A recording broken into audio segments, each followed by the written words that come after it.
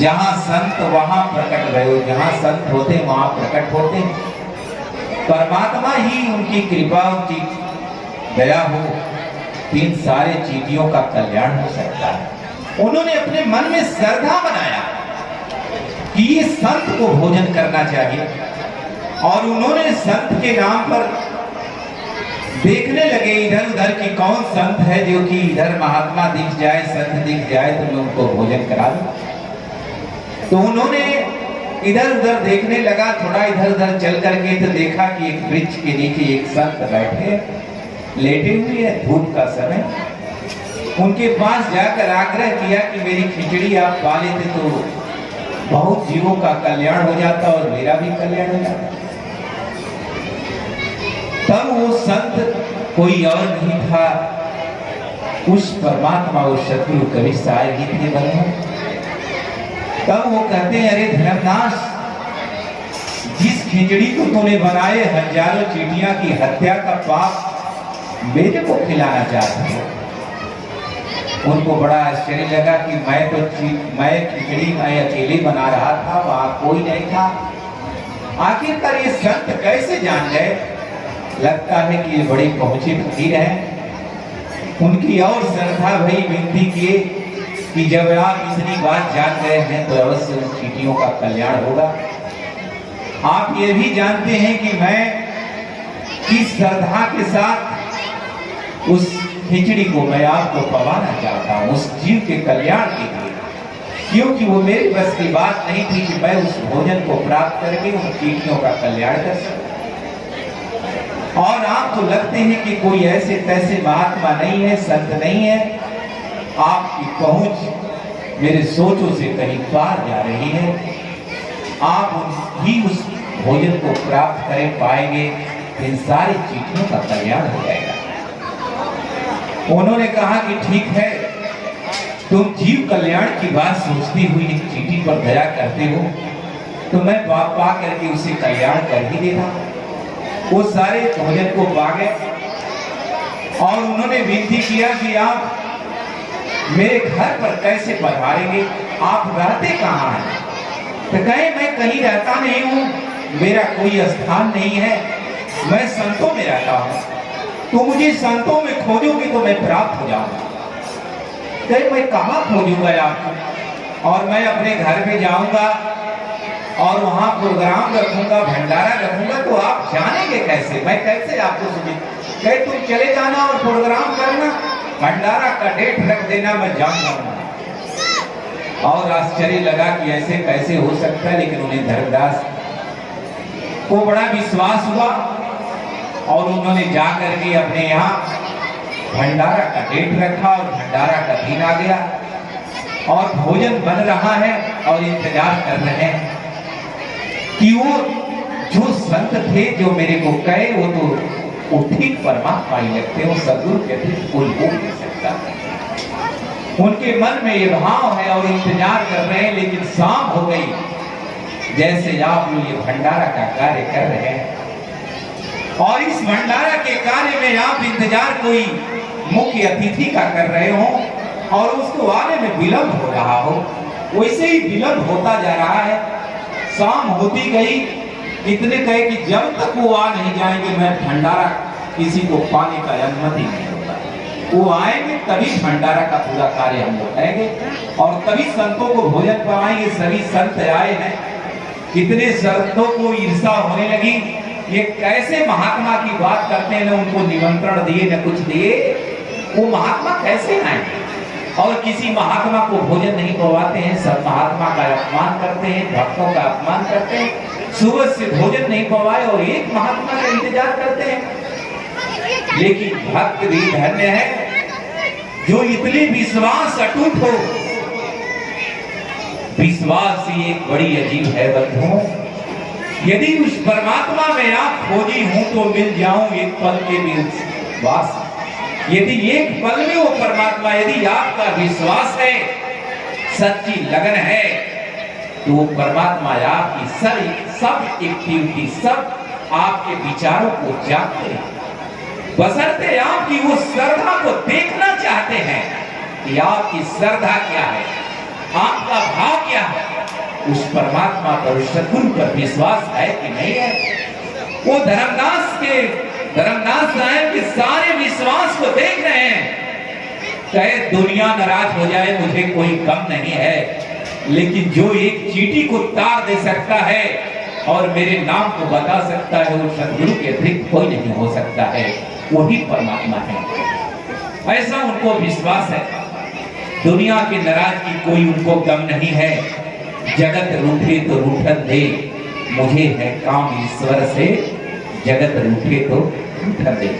एक भजन है कि ये संसार रूठ जाए तो रूठन दो, कोई गम नहीं है, मुझे उस परमात्मा से काम है, मुझे उस ईश्वर से काम है। क्योंकि ये पूरा संसार भी मेरा रहे तो भी मुझे इस संसार से मुक्ति नहीं दे सकता है, केवल उस सद्गुरु दे सकते हैं। उनको इतना अटूट विश्वास है। उस विश्वास को लेकर धर्मदास साहब करते क्या है, किसी को भोजन नहीं पवाते हैं, इंतजार करते गए। उनकी धैर्य की सीमा खत्म हो गई। कहे कि मैं भोजन जब तक वो आ नहीं जाएंगे, मैं भोजन पवाने वाला नहीं हूं।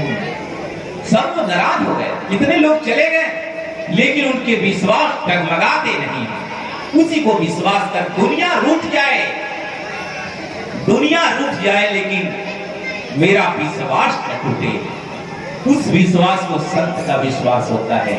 उस परमात्मा का परमात्मा मिलते हैं। तन की जाने मन की जाने, जाने चित्त की चोरी, हुआ साहब से क्या छुपा है जिनके हाथ में डोरी। परमात्मा को वही प्रिय होता है जो संसार के आशाओं में नहीं जाता है, केवल उनमें विश्वास करे। संसार की उसे कोई गम नहीं है। संसार रूठे तो रूठन दे, संसार बिगड़ जाए बन जाए, एक दिन संसार आपका बिगड़ जाने वाला है। जिस परिवार पर भरोसा है, जिस जगत पर भरोसा है, वो भरोसा एक दिन खत्म हो जाएगा। संसार की कोई नाव इस संसार के भवसागर से आपको पार नहीं कर सकती। वो केवल सद्गुरु की ही नाव है जो आपको पार कर सकती है। वही धर्मदास साहब को विश्वास हुआ, वो अटूट विश्वास जो इतनी जनता आई हो और आप सोचते हो कि भैंसा खेड़ी के जो महात्मा हैं वो ही आएंगे तो हम भोजन पवाएंगे, नहीं तो नहीं पवाएंगे। कि आपका विश्वास है कोई नाराज हो जाए, गांव नाराज हो जाए, दुनिया नाराज हो जाए, ये विश्वास हो अगर मैं न आ पाऊं मैं फंस जाऊं। लेकिन अगर सद्गुरु के नाम पर, संतों के नाम पर यदि विश्वास है तो उसे पूरा करने वाले उस सद्गुरु है, परमात्मा। उन्होंने धर्मदास के इसे इंतजार पर समय जब विश्वास पूरी हुए तो गए, और गए तो उन्होंने उनके भंडारा को पाया और उनके प्रेमों को पाया और उनकी श्रद्धा को पूरा किया, उन्हें ज्ञान दिया। तब धर्मदास हुए। उन्होंने उस विश्वास को इतना अटूट पाया कि ऐसा कोई संत दूसरा हो नहीं सकता परमात्मा के अतिरिक्त।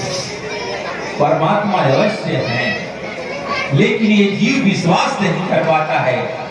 उस समय आज के 600 बरस पहले की बात है बंधुओं, जिस धर्मदास के पास बताया जाता उनको धनी धर्मदास के नाम से जाना जाता है। धनी माने जिसके पास धन बहुत हो, और 56 करोड़ संपत्ति बताई जाती है। उस समय वो राजा थे, बनिया समाज के थे, धन्य पूर्वजों का था। उतना संपत्ति उन्होंने संतों में लुटा दिया। जिसको परमात्मा पर विश्वास हो जाए, परमात्मा में प्रेम हो जाए, वो जीवन लुटाता है परमात्मा के नाम पे, वो धन लुटाता है। और जिसको परमात्मा पर विश्वास नहीं है, संतों पर विश्वास नहीं है, सद्गुरु पर विश्वास नहीं है, वो ये समय भी नहीं लुटा पाता है, एक कौड़ी भी नहीं लुटा पाता है, वो दान भी नहीं कर पाता है संतों को। इसलिए ये सौभाग्य उसी को प्राप्त होगी। जीवन में है क्या? मेरा मुझ में कछु नहीं, जो कछु है सो आप। आयाम को आपको सौंप क्या लागत है। वो करें कि मेरा मुझ में कुछ नहीं है, जो कुछ है वो परमात्मा का है। अगर एक मिनट भी ये श्वास बंद हो जाए, ये धरती पर कोई जीने वाला नहीं। देखेंगे तो सब परमात्मा का है, आपकी इच्छा से हुआ ही क्या है, सब कुछ उन्हीं का है। लेकिन ये जीव उनमें देना नहीं चाहता, सब अपने माया मोह में खोना चाहता है और पाता कुछ नहीं। जहां कुछ नहीं वहां सब कुछ जानी, और जहां सब कुछ वहां कुछ न पहचानी। ये संसार जगत में ऋषि मुनियों सतयुग से कहते आ रहे हैं और सभी संत कहते आ रहे हैं कि संसार मिथ्या है, संसार दुख का सागर है। लेकिन ये पूरा संसार इसी सागर में भुलाया है और उस परमात्मा पर विश्वास नहीं कर पाता है। और जिसने विश्वास किया, आज उसके प्रताप और उसके भाव आज आप लोग देख रहे हैं। आज वो नहीं है, लेकिन उनकी श्रद्धा आज जन जन में है। कितनी श्रद्धा से शोभा यात्रा निकली, कितनी श्रद्धा से भंडारा चल रहा है सभी संतों का। और एक मंच पर आप लोग सारे संतों के महफिल को देखें और आप सभी लोग बड़े श्रद्धा से उस सत्संग को सुन रहे हैं कि वो क्या है। विश्वास ही एक अटूट है और इस संसार में हम कुछ पा करके ही क्या करें, एक विश्वास परमात्मा पर कर ले। संसार में विश्वास करने वाले टूट गए, सभी टूट गए, कोई नहीं बचा।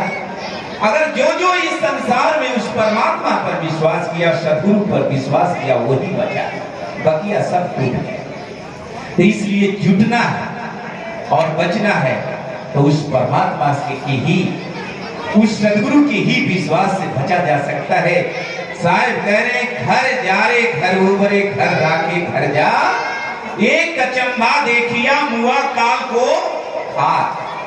जिसने संसार को बचाने की कोशिश किया, संसार का विश्वास किया, घर जा रे, घर कौन सा, अपना ये मन का मन कर्मा, संसार का ये मोह माया, अपने मन का पंच विषय मन का भाव को जिसने रखना चाहा और उस परमात्मा को विसारा, वो इस संसार में टूट गया, वो जल के राख हो गए। घर जा रे घर उतरे, उसी को शायद कह रहे कि तो जला दे, उसकी इच्छा मत कर तो तू भर जाएगा। घर राखे घर जा, जो इसी मन का स्वभाव इस संसार में रखता और मन के अनुसार इस संसार के मोह मायाओं में आसक्त रहता है और सद्गुरु का नाम नहीं लेना चाहता है, सद्गुरु में समर्पित नहीं होना चाहता उस परमात्मा में, तो वो इस संसार में चल के राख हो जाता है। उसका घर बचता नहीं। घर कौन सा, ये जीवन, ये भवसागर में चला जाता है। मानुष जन्म बड़ा दुर्लभ है और इसमें जो विचार कर ले, विवेक कर ले कि इसकी वास्तविकता क्या है, उसी का जीवन कल्याण हो पाता है। इसलिए उस विश्वास को जो पूरे जगत का विश्वास छोड़ दे, सद्गुरु में कर ले, तो उसी का कल्याण हो पाता है। उसको फिर संसार में कोई कमी नहीं है। धर्मदास साहब ने 56 करोड़ संपत्ति लुटा दी। आज उनके आश्रमों को देखेंगे, कई 56 करोड़ के उनके जगह जगह आश्रम होंगे बंद हो। इसलिए आज उनके कितने भक्त हैं। उस समय राज्य तंत्र चला जाता है, आज लोकतंत्र है, फिर भी उनके भक्त उतना प्रजा भी राजा को नहीं मानेगी जितना राज धर्मदास साहब को मानती है और मानकर उनके भक्ति में विलीन है, उनकी भक्ति को कर रहे हैं। इसलिए अपने जीवन को जो ये भक्ति में लगा देता है, संतों की महिमा को समझता है, वो धन्य है। संत सगा और गुरु सगा और सगा सतनाम, कहे साहिब जीव का तीर्थ और विश्राम। बंधु ये संसार में तीन ही अपने, संत गुरु और परमात्मा, इसके अतिरिक्त आपका कोई नहीं है। क्यों कोई नहीं है? सतगुरु कबीर साहब ने ये पूरे संसार में आपके रिश्तेदारों को नहीं बताया, आपके माता पिता को नहीं बताया, आपके भाई बंधुओं पड़ोसों को नहीं बताया, अपना सगा, और वो उस गुरु को और उस संत को, उस नाम उस परमात्मा को ही बताया। क्यों बताया? ऐसा क्यों है? क्योंकि आपकी हित की बात, आपकी मुक्ति की बात, आपकी परमानंद की बात संत और गुरु और परमात्मा के अतिरिक्त तीसरा कोई जगत में बताने वाला नहीं। जगत में सभी एक दूसरे स्वार्थ से जुड़े हैं, उनमें स्वार्थ से जुड़े हैं, एक दूसरे का स्वार्थ। अगर स्वार्थ खत्म हो जाए तो फिर उससे आसक्ति खत्म हो जाए। ये सारा संसार एक दूसरे से स्वार्थ का जुड़ा, इसलिए कहा स्वार्थ लाग करे सब प्रीति, सुर नर मुनि की सब यही रीति। ये स्वार्थ बस इस संसार में प्रीत है, किसी के कल्याण के नहीं। स्वार्थ किसको कहते हैं कि मुझे अपने कार्य के लिए किसी में किसी की चीज को चाहना, वो भले ही वो बर्बाद हो जाए लेकिन उसमें आसक्त रहना, यही स्वार्थ। मुझे अपने काम के लिए किसी के जिससे हम अपनी सुख को चाहते हैं उसका उसमें नुकसान फायदा नहीं है।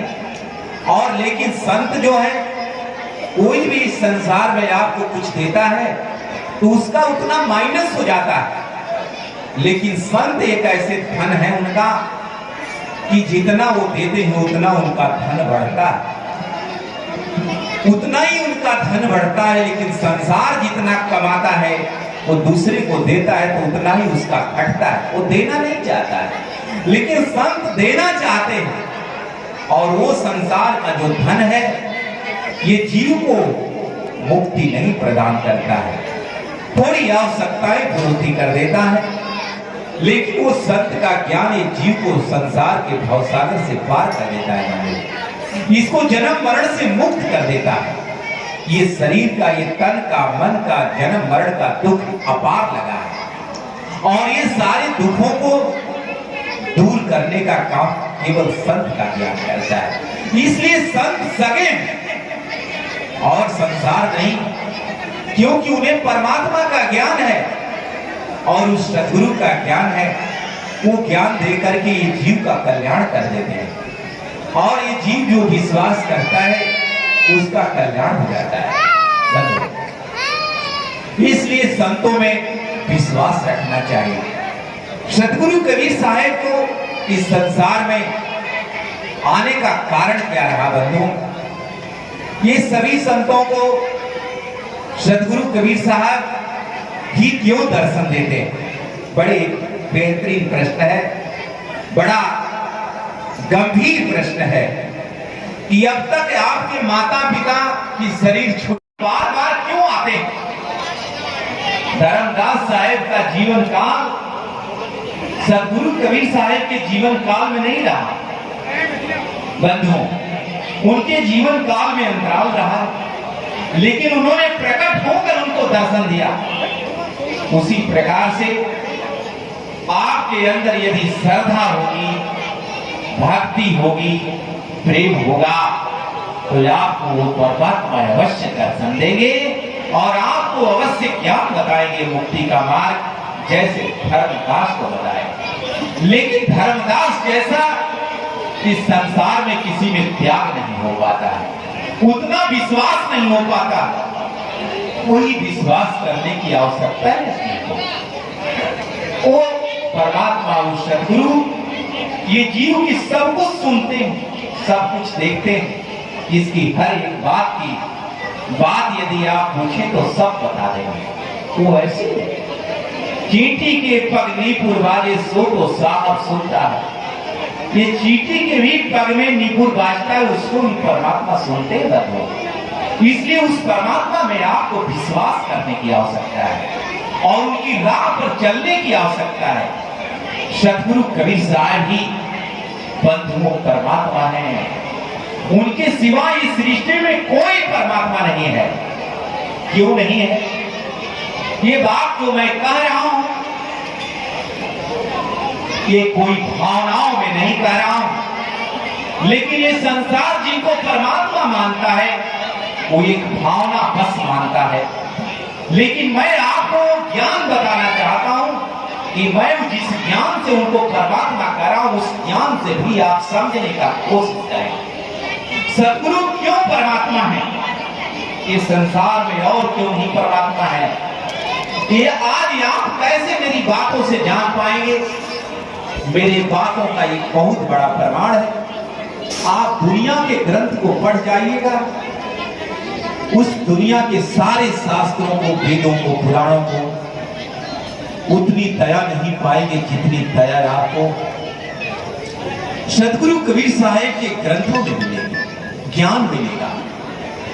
दुनिया के सारे ग्रंथों का विचार यदि आप खोजना चाहेंगे, हर व्यक्ति का विचार, पूरे सृष्टि कैसे उत्पन्न हुई है, कैसे ये जीव उस परमात्मा के लोक से आया है, ये सारी बात सदगुरु के ज्ञान में मिलेगी।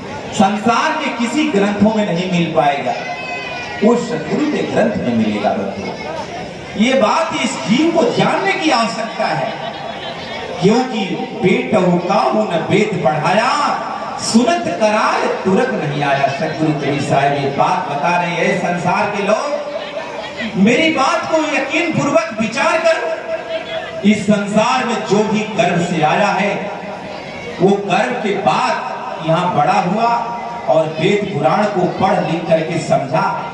और ये मुसलमान जो हुआ है, वो गर्भ से नहीं सुन्नत करा के आया, यहाँ सुन्नत होती है तब वो मुसलमान बना है, कोई गर्भ से नहीं आया। सब गर्भ से एक समान आए और सब अज्ञानता में आए, कोई इस सृष्टि में ज्ञान से नहीं आया है।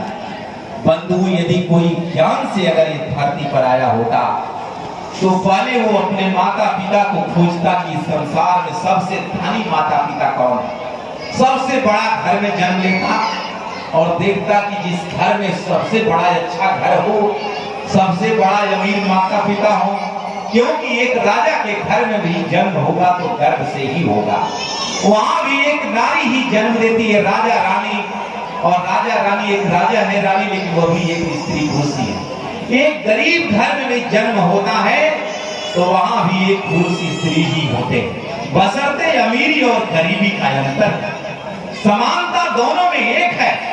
और एक राजा के घर में भी जन्म लेता है, वह भी 9 माह में ही बच्चा जन्म लेता है, कभी कभी 7 माह में भी लेता है, तो गरीब घर में भी 7 माह में जन्म ले लेता है, बात बराबर है। लेकिन वो अमीर घर में कैसे जन्म ले लेता है, गरीब घर जन्म कैसे ले लेता है, वो अपने कर्मों का प्रारब्ध, अपने कर्मों का फल है। क्योंकि यहाँ कोई कर्म नहीं है, वो अपने भाग्य है। लेकिन वो ज्ञान से यदि जन्म होता तो देखता कि मैं कहाँ गर्भ में जा रहा हूँ, उसे दिखाई देता तो बड़े अमीर घर में जन्म लेता। लेकिन ये काम ज्ञान में नहीं हुआ, आपका जन्म भी अज्ञानता में हुआ है, मृत्यु भी अज्ञानता में हुई है, और ये शरीर भी आपका मृत्यु हो रही है तो अज्ञानता में नहीं हो रही है। यदि ज्ञान से किसी की शरीर अगर प्राप्त होने को होती तो गर्भ में सबसे सुंदर शरीर अपनी प्राप्त करता, सबसे बुद्धिमान बनता, लेकिन इसमें किसी का बस नहीं। यहाँ आपका कोई बस नहीं है इस जीव का, ये काल की नगरी, और यहाँ किसी का बस चलता नहीं है, यहाँ काल का चलता है। यही अज्ञानता है, यही ज्ञान करना है, और इसी ज्ञान के लिए धरती पर सदगुरु आए। इसी प्रकार से जैसे शरीर छूटती और ज्ञान खत्म हो जाता है, यहाँ का आपने जितना बाल बच्चा पैदा किया है, बेटा बेटी, घर मकान, गाड़ी मोटर, धन दौलत बनाया है, शरीर छूटेगी तो आप भूल जाएंगे। चाहे जितना सुंदर पत्नी हो, जितना प्रिय बेटा हो, घर बनाया है, सब भूल जाएगा। उसी प्रकार से ये परमात्मा के लोक से एक आत्मा भूल गई उस परमात्मा के लोक को। परमात्मा के लोक को भूल जाने के कारण ये 3 लोक का निर्माण हुआ है।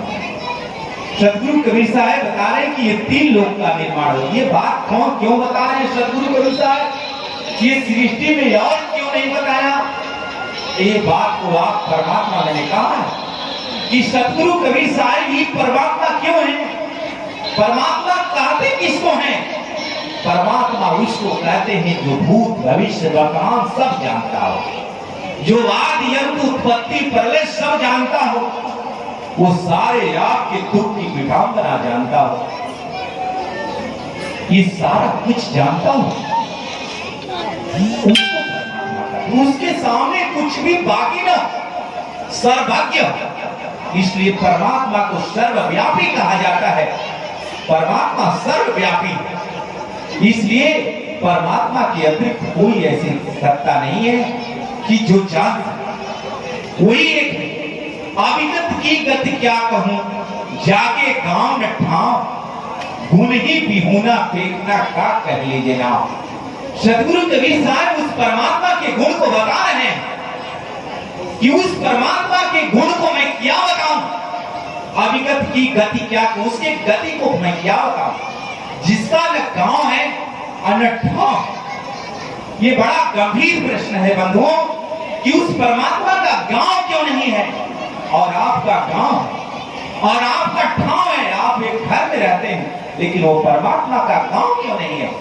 परमात्मा इतना विराट है कि वो किसी गांव में समाने वाले नहीं है। वो परमात्मा इतना विराट है कि वो किसी एक बिंदु में रहने वाले नहीं। वो सारा खलक भी खाली नहीं, सुई ज्योति नोक, उस परमात्मा के बिना सुई के नोक भर भी खाली नहीं है बंधु। इसलिए वो परमात्मा बड़े विराट है। वो तो सदगुरु रूप में आते हैं जीव को चेताने के लिए।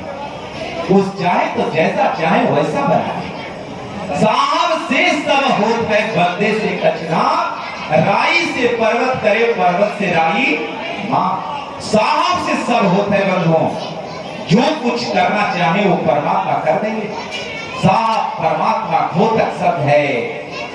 वो परमात्मा चाहे तो पर्वत से सरसों बना दे और सरसों से पहाड़ बना दे। और ये जीव को मुक्त करने की क्या बात है साहब, इस जीव को कैसे चिता रहे हैं। गुण ही बिहुना फेंकना का कहिए जनाब। उस सदगुरु को, उस परमात्मा को बिना ज्ञान का ये संसार अपने तर्क से परमात्मा को जानना चाहता है, अपने बुद्धि से उस परमात्मा को जानना चाहता है। इसलिए परमात्मा को जान नहीं पाता, तर्क करता है, कहता है बिना गर्भ से कोई आ नहीं सकता, बिना गर्भ से कोई आ नहीं सकता बंधुओं। लेकिन सर्वप्रथम में सृष्टि संकल्पित सृष्टि हुई है। सदगुरु कबीर साहब ने बताया है तीसरी रामायणी में बीज ग्रंथ में, पहले आरंभ कौन को भयो दूसर प्रकट किन्न सो ठयो।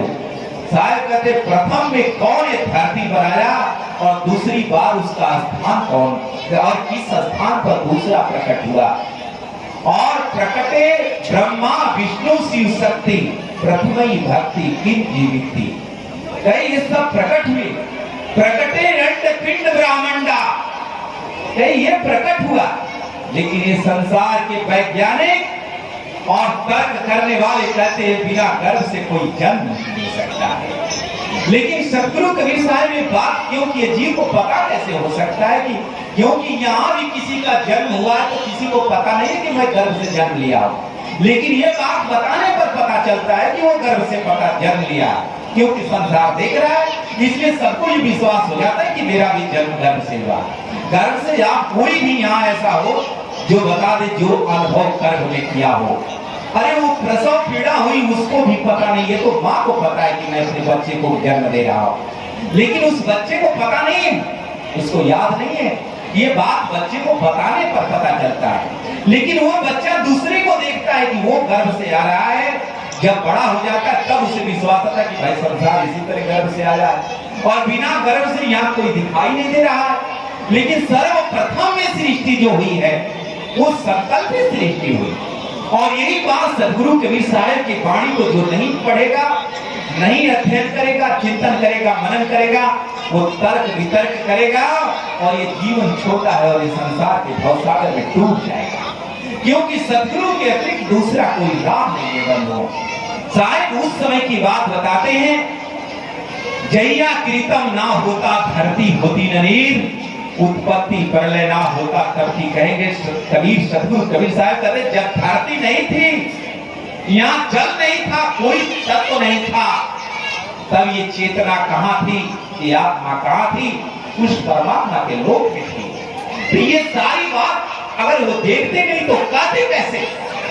वो बता रहे हैं संसार के लोग, तुम एक कागज की लेखी बात कहते, तुम कहते हो कागज की लेखी, मैं कहता हूं आंखों की लेखी, मैं सब कुछ आंखों से देख रहा हूं। ऐसा किसका कहने का साहस है इस संसार में दूसरा कोई नहीं कर सका वो परमात्मा की। जो ये सृष्टि के पहले की बात बताए वही परमात्मा, जिसके सामने सृष्टि हुई हो वो परमात्मा है।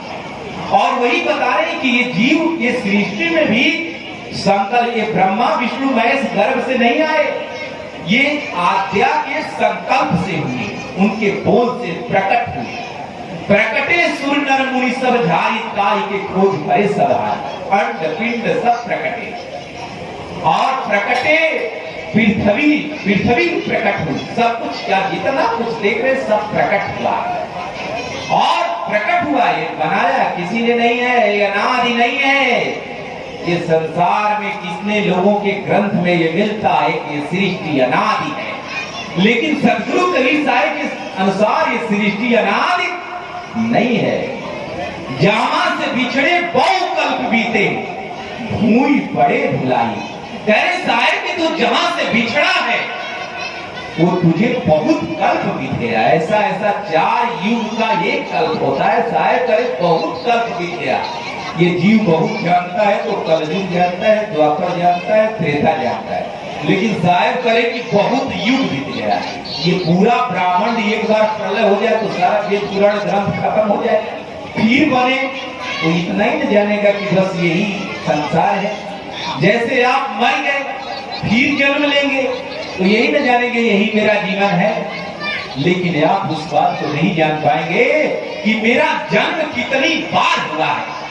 साहिब इसी बात को बता रहे हैं संसार के लोगों से, क्योंकि सदगुरु के अतिरिक्त ये जीव की सारी कथा को कोई नहीं बताता है। ये संसार में जीव कथा कहता है, ये जीव कथा कहता है, लेकिन साहिब ये जीव की कथा कह रहे हैं, उसको सत्संग कहते हैं। साहिब कह रहे कि मरा है मर जाओगे, मरे की बाजी ढोल, सपने सने ही जग भया सहरानी रह गई खोज। कहते हैं संसार के लोग तू मरा था और मर के तूने फिर जन्म पाया है और फिर मरेगा। नहीं विश्वास तो ये मरने वालों के लिए ढोल बज रही है, ये ढोल बज रही है। जो लाश जा रही है, राम नाम सत्य हो रहा है, पीछे से ढोल बज रही है। अपनी आंख से देखो, उसी तरह तेरी मृत्यु हुई थी और तू फिर जन्म पाया है और फिर मरेगा। उसी तरह तेरी लाश को लोग राम नाम सत्य करते हुए शमशान पर ले जाएंगे और उसे जला देंगे, उसे गाड़ देंगे। यही शरीर की वास्तविकता है। और जीवन तेरा मरा है मर जाओगे, मरे की बाजी ढोल, सपने सने ही जग भया। करेगी ये संसार पूरा सपने सने ही है। जैसे आपको सपना में सो जाते हैं तो क्या दिखता है? हाथी घोड़ा बैल मकान बीवी बच्चा सब कुछ मिल जाता है सपना में, मार काट सब कुछ कर लेते, सब कुछ कर लेते, लेकिन आंख खुलती है तो कहीं आपका कटा पीटा दिखता नहीं है। उसी प्रकार से ये सपना है, जीवन और मृत्यु के बीच का जो ये सपना है, वो सोने के बाद सपना देखते, ये जिंदा जिंदा आप सपने में माया मोह मोहित कन्हा ताते ज्ञान रतन हरलिन्ना। जीवन ऐसे सपनों जैसे जीवन सपन समाना। माया ने ऐसा ये जीव को मोहित कर लिया है कि इसका सारा ज्ञान खत्म हो गया और जीवन ऐसे सपनों जैसे ये जीवन सपना बन गया है। जैसे सपना में सब कुछ मिलता है खत्म होता है, जैसे आपका प्राण निकलेगा सारा बेटा बेटी से नाता खत्म। किसी को याद नहीं कि मैं पूर्व जन्म में क्या क्या बनाया है, कहाँ मेरी पत्नी है, कौन पीड़ा आपके जीवन से पाया। लेकिन यहाँ तो जरूर आप देखते हैं कि आपका बेटा मर गया, आपका माई बाप मर गए तो आप कितना दुख पाते, आपको याद है। लेकिन जो मर गया उसको याद नहीं, आप भी मर जाएंगे आपको याद नहीं। इसलिए संसार की बात को ये बात कौन बता सकता है? ये बात सदगुरु के अतिरिक्त कोई नहीं बता सकता है। सदगुरु ही परमात्मा है बंधु, परमात्मा के अतिरिक्त कोई ये जीव को इस सृष्टि में नहीं बताया। इसीलिए सदगुरु की बात जीव को बैठती नहीं, क्योंकि ये देख नहीं पाता। वर्ण हो कौन रूप वो रेखा, दूसरे आई कौन जो देखा। कहे कि वो उस परमात्मा का मैं क्या वर्णन करूं, मेरे सिवा किसी ने देखा नहीं। क्यों ये परमात्मा की बात बता रहे? क्योंकि ये सदगुरु परमात्मा को बता रहे हैं, परमात्मा को वही बात, क्योंकि परमात्मा को परमात्मा के अतिरिक्त कोई बता नहीं सकता। इसलिए वो एक पुरुष रूप में आए, सदगुरु रूप में आए, एक संत के रूप में आए, क्योंकि परमात्मा रूप में आने से तो इसका जीव का कल्याण नहीं हो सकता है, क्योंकि दर्शन से काम नहीं बनेगा, उनके ज्ञान से परमात्मा के लोक में जाएगा तो ये परमानंद पाएगा। इसलिए सदगुरु कबीर साहब कह रहे हैं कि तू उस परमात्मा के लोक चल चलो हंसा अमरपुर लोका छाड़ा ये संसार है, ये संसार का काल है राजा, कर्म का जाल पसारा, ये कर्म का जाल पसारा है और आप उस परमात्मा की भजन नहीं कर पाते, उस सदगुरु की भजन नहीं कर पाते, अपने आप के जीवन को मुक्त नहीं कर पाते, इसी संसार में जड़ा देते। ये एक जीव ठौर न लागा भया से हाथों मोर, मानुष जन्म ये बड़ा दुर्लभ है, ये ठौर नहीं है, कभी हाथी बनेगा कभी घोड़ा बनेगा, कल्याण हो आपका साहेब बंदगी, ये कभी हाथी बनेगा कभी घोड़ा बनेगा, मर जाएगा। एक जीव ठौर न लागा भया सो हाथी को, ये मनुष्य जीवन का ठौर नहीं है। तो ये बात कौन बता रहा है? ये आपको पता नहीं है कि आप किस योनि से आए हैं, ये भी पता नहीं कि किस योनि में जाएंगे, ये संसार में कोई बताने वाला नहीं है। ये संसार में केवल सद्गुरु सब कुछ बताए हैं, हर जीव की बात बताए, हर जीव में देख रहे हैं कि ये कहीं आत्मा है, ये जीव नहीं देख पा रहा है, इसलिए मछली खाता है, मुर्गा खाता है, अंडा खाता है, बकरा खा जाता है, सब जानवर को खा रहा है, क्योंकि ये नहीं देख पाता कि जो आत्मा मेरी है वही आत्मा उसमें भी है। सब जीवन की आत्मा देखे एक समान संदर्शी, तब जानिए समताशील स्वभाव, सब जीवन की आत्मा देखे, सब जीवन की एक आत्मा है। इन्होंने उस सब जीवों पर दया किया और इस संसार में जो भगवान बन के आया वो भी धनुष बाण लेकर आया होगा, वो जीवों पर दया नहीं देख पाया, वो एक